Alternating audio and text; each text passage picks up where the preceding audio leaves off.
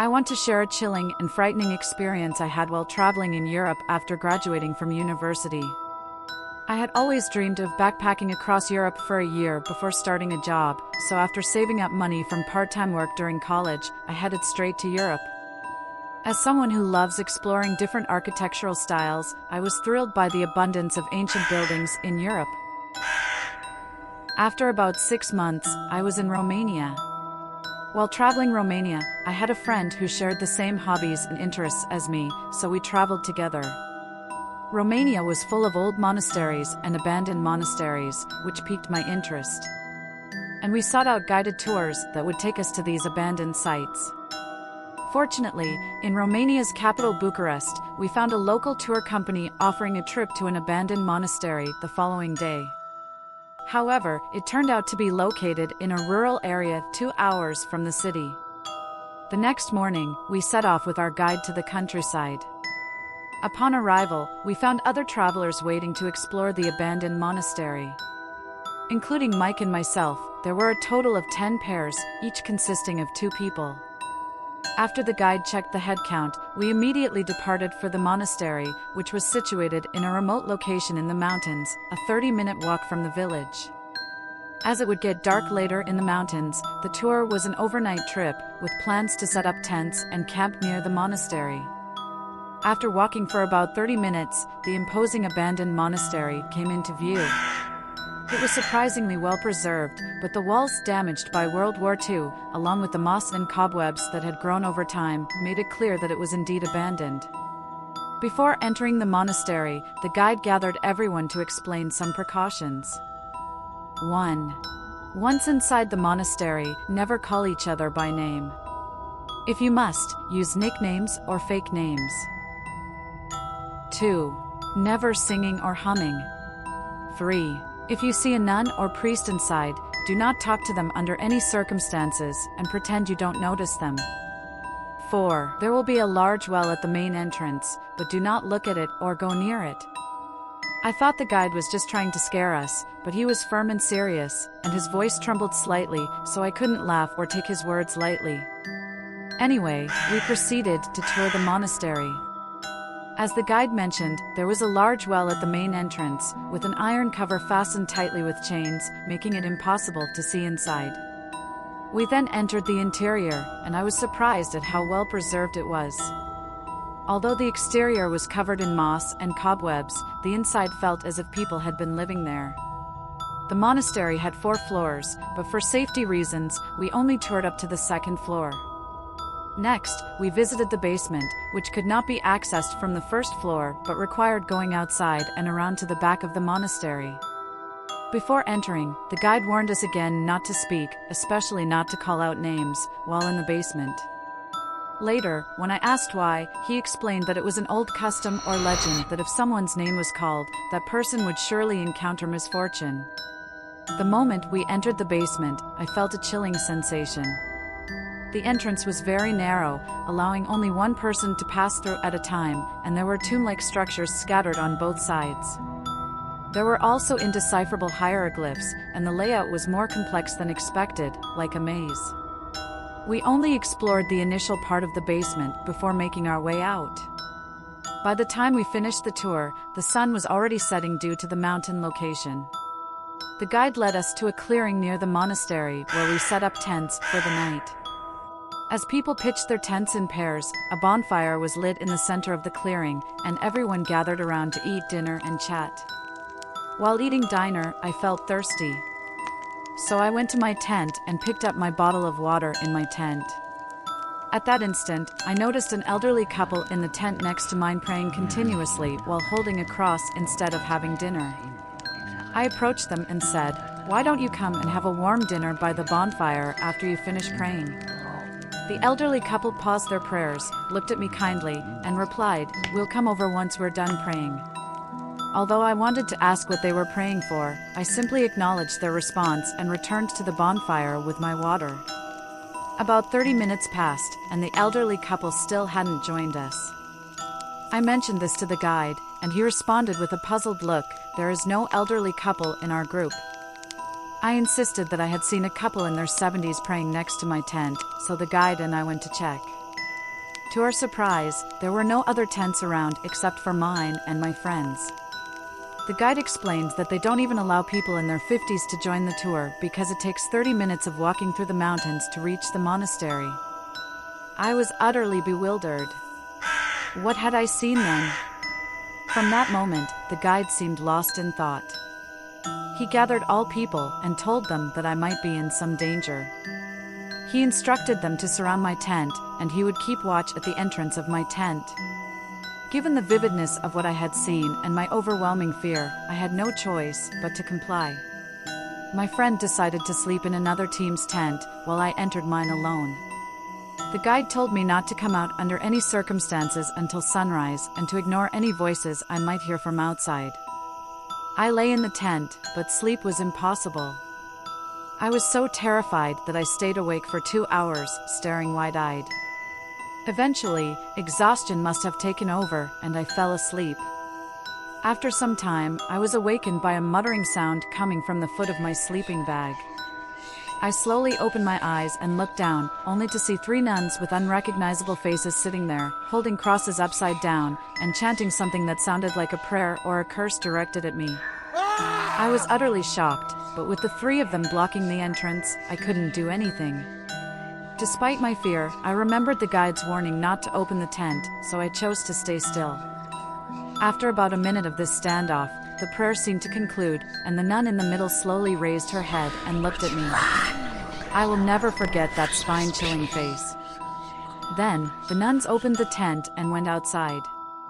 Left with no choice but to look outside, I discovered that there was no one around. Where did the guide go? And the other tents? I felt an overwhelming sense of isolation and thought I might go insane. As I was about to step out of the tent, I felt someone tackle me, and I passed out. When I regained consciousness, I found myself in front of the well, grasping the iron chains. The guide and some of the male travelers were holding me down, preventing me from moving. They told me that while the guide was keeping watch about 2 hours earlier, he spotted me in front of the well, frantically trying to unfasten the chains, even though I was supposed to be inside the tent with only one entrance guarded by the guide. They woke the others and tried to calm me down, but even with 5 people attempting to restrain me, I was incredibly strong and had almost completely unfastened the chains. They managed to pin me down just as I was about to open the well, and that's when I woke up. The 5 men restraining me were much larger than I was, which made the situation even more unbelievable. We stayed awake in front of the tent with the guide and other travelers until dawn, and as soon as it was light, we descended to the village. The other travelers left, but the guide, with my friend's understanding, took me to a nearby church and explained my condition to the priest. The priest said that this kind of thing occasionally happens to people who tour the abandoned monastery, and that if I left without taking precautions, I might face dire consequences. He advised me to stay at the church for a few nights, so I stayed there, praying with the priest. However, whenever I slept, I was plagued by nightmares of being trapped in the dark basement of the monastery, wandering around trying to find my way out. Exactly 1 week after I started praying with the priest, I saw a light in the dark basement in my dream. I ran towards it and found an exit, which I used to escape, and then I woke up. When I opened my eyes, I saw the priest beside me, and I realized I had fallen asleep while praying. The priest looked at me knowingly and said, "I think you're ready to leave the church now." That morning, I left the church and resumed my travels, never experiencing any strange occurrences again. Even now, the memory of that incident gives me chills and fills me with fear, so I avoid abandoned buildings or unfamiliar places. I hope that all of you will also be cautious when exploring during your travels.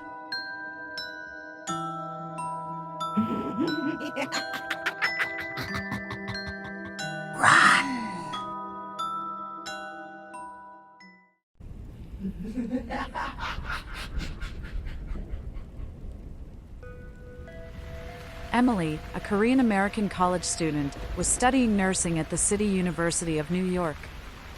Her parents had passed away when she was young, so she lived with her grandparents, who had immigrated from Korea and ran a small restaurant while raising Emily. Following in her parents' footsteps, Emily's dream was to become a nurse. One rainy night, as midterms approached, Emily was studying late at the library. It was already past midnight, and a sudden downpour had started outside. The library's lights were the only things shining lonely in the darkness. Oh my, it's already this late? Emily muttered to herself, glancing at her watch. She quickly gathered her books and prepared to leave the library.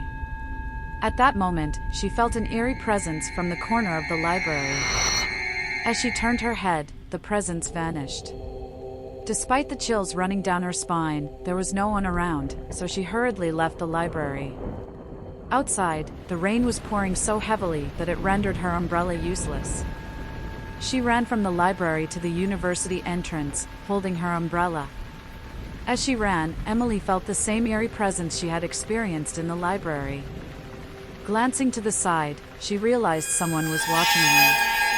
Due to the rain and darkness, she couldn't see clearly, but she noticed a large figure staring at her. Their eyes met, and Emily felt her legs go weak, but she turned her gaze away, ignored the figure, dropped her umbrella, and ran to the subway. Fortunately, there were people on the subway. Although her clothes were completely soaked from the rain, Emily had no time to worry about such things. She found it difficult to even keep her composure. She got off at the station near her home and hurried towards her house. Luckily, the rain had stopped. Why did it rain so heavily at that moment? Emily thought as she walked. Not long after, she noticed the atmosphere was darker than usual. Emily felt the chilling presence again and heard footsteps following her. The sound was not that of an ordinary human. It was too heavy and prolonged. Whatever you do, don't look behind you. Run! Don't look back! Filled with fear, Emily quickened her pace without turning her head and headed home. Grandma! Grandpa! Something scary happened! Upon arriving home, Emily told her grandparents about the presence that had been following her. Her grandparents, well-versed in Korean folk beliefs, looked grim as they listened to Emily's story. Emily, that must be the 8 feet ghost. In Korea, there are many stories about it. It's a giant ghost that stands 8 feet tall. Its entire body is covered in black fur and its eyes are red like blood. It has long nails on its hands. Every night it follows people and makes them tremble with fear. Grandma pushed Emily into her room and said, Stay here. We'll put talismans on the windows so you can't see outside. No matter what you hear, never leave this room. Understand? Emily nodded, terrified. As the night deepened, Emily heard strange noises coming from outside her room. There were sounds of something lurking around the house, scratching at the windows, and most terrifyingly, knocking on the door while mimicking her grandparents' voices. Emily! It's Grandma! Open the door! But the voice clearly didn't belong to her grandparents. It was too eerie and threatening. Emily hid in her room all night, consumed by fear. The noises from outside grew more intense, and there were several impacts that seemed like the door would break. The mind-numbing sounds continued, and Emily covered her ears, closed her eyes, and trembled in fear until she eventually fainted. When Emily opened her eyes, it was morning, and her grandparents had opened the door to embrace her. "Emily, are you all right? Come on, wake up." Grandma's gentle voice roused Emily. Grandpa was looking at her with a warm smile. All the horrors of the night had vanished, and the terrifying presence of the 8-foot ghost was nowhere to be found. From that day on, Emily never stayed alone at the library late at night. The story ends here, but no one knows if the 8-foot ghost will return or seek out someone else.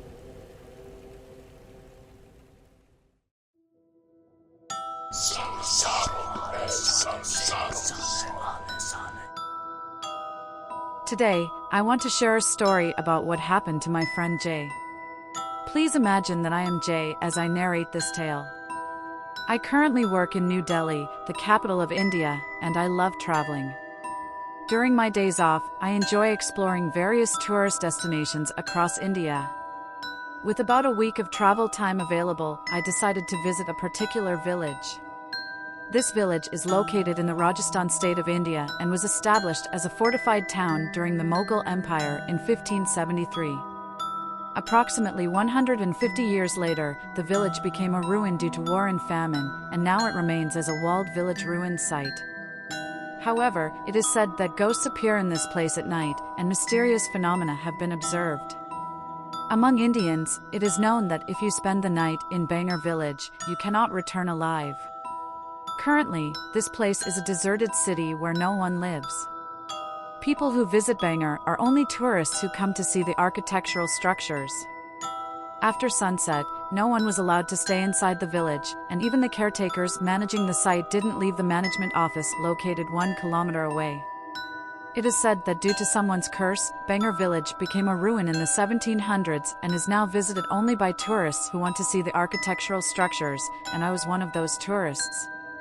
Rather than the buildings, I became interested in the curse story passed down through generations, so I decided to explore Bangar village. Upon arriving at a nearby village with accommodations, I was surprised by the unexpectedly large crowd. Fortunately, a young couple staying at the same accommodation was also very interested in the curse story, just like me, and they were looking for people to spend the night with them in Bangar. I headed to Bangar village with the couple and arrived there in the late afternoon. The atmosphere felt more like a ruined site rather than a scary place, so I was a bit disappointed. We decided to pitch a tent nearby and explore the deserted village after sunset. After some time, the sun went down, and as it got dark, there was no sign of human presence in Bangar village, and only silence enveloped us. However, since there were 3 of us, we weren't scared. We walked into the village, each holding a flashlight. As we passed the entrance of the ruined village, crows began to caw, and we felt as if someone was watching us, but we brushed it off as just a feeling and entered the Bangar fort. The atmosphere was definitely different at night. It felt as if people were staring at me from the rooftops, giving me goosebumps. While exploring, we discovered the well mentioned in the Bangar curse story. One day, 2 boys tried to secretly spend the night in Bangar village, just like us.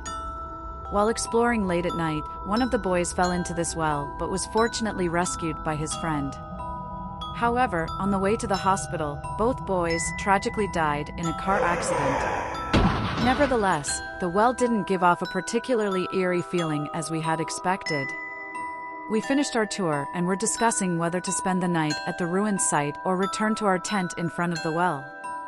At that moment, someone shouted from inside the fort, "Why are you here? Go back quickly. This place is off limits." We were startled. Oh, the caretakers are still patrolling, we thought. We apologized and left the fort, passing through the deserted village towards the ruins entrance. We arrived at the ruins entrance in a daze and headed towards our nearby tent. However, the tent we had set up was nowhere to be found, and the empty lot where it had been was now filled with dense undergrowth, leaving no room to step. We were so confused that we couldn't even take the time to look around and rushed to the ruins management office. We ran frantically for about 1 kilometer to reach the management office. The caretakers were surprised to see us and asked why we had come from there. We explained the whole story and told them that we left because a caretaker had told us to. However, the caretakers were puzzled and said they hadn't gone on patrol yet that day. Was it a ghost playing tricks on us?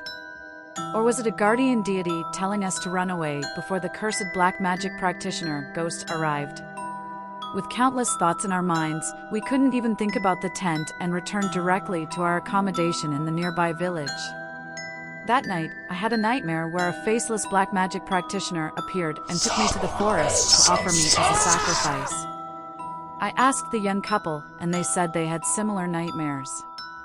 The very next day, I returned to my home in New Delhi. I had the same dream for about a week, and although I didn't have it afterward, I have been feeling constantly sore and fatigued since that day. I tried to contact the male member of the young couple, but I haven't been able to reach him since then. After this incident, Jay no longer visits places that are said to be cursed or haunted by ghosts. I advise you all to avoid visiting places with scary stories or curses, if possible. Sorry, Mother.